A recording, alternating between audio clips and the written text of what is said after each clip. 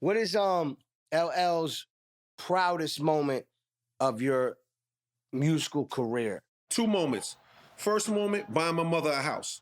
Beautiful. Unbelievable feeling. Better than anything you can imagine. Second moment, coming out of a McDonald's drive-thru in my car and a girl just walking up and say, "Hey, are you LL Cool J?" I said, "Yes." She said, "I really like your music."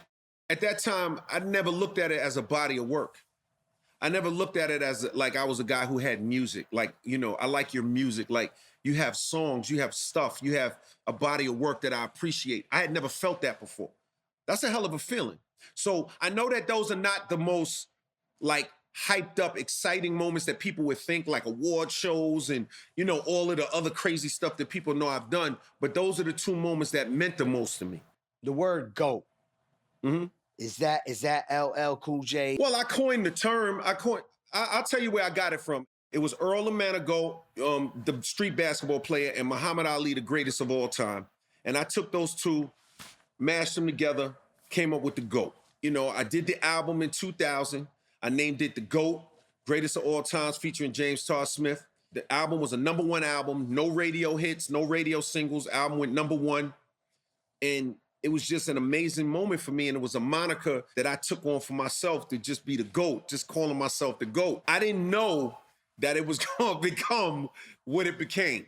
Like, I did not know that everybody with like sports and, Tom Brady and this one and that, the GOAT.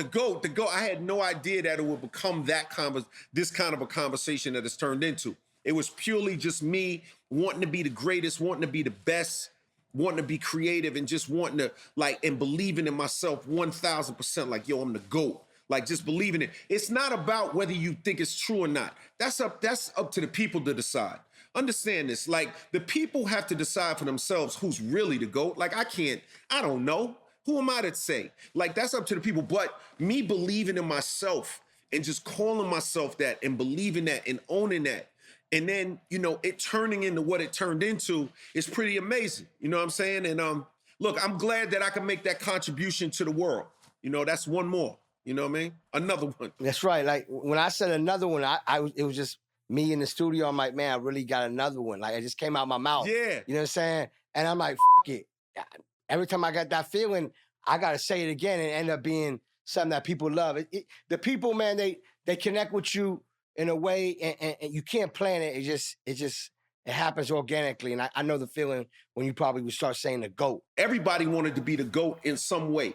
You got people that want to be the GOAT at their job, and the GOAT in sports, and the GOAT in different things. And I'm all for it. You know what I'm saying? Other artists, they call them the GOAT. Like, that's a very wonderful and flattering thing for me. Like, like me setting a standard for myself, that and others setting the standards in their careers, but the high standard is being the GOAT. It's great.